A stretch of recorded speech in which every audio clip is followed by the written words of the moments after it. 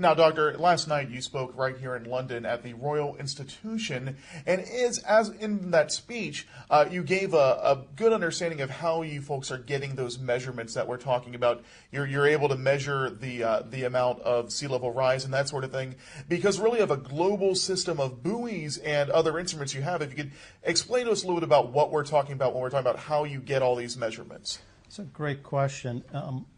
One of the things that is really important to keep in mind,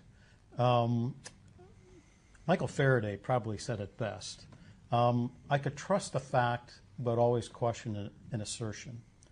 And what's important for today's scientists is to be able to separate fact from assertions.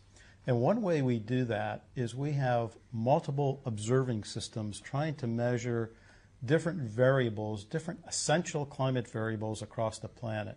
So we have satellites in the sky. We've got some satellites that circle the Earth every 90 minutes, some that remain in a position, geostationary satellites.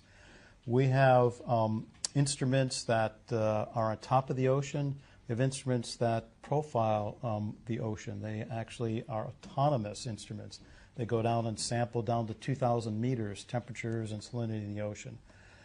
All these measurements are made differently, often for the same quantities. So different scientific teams take a look at this data.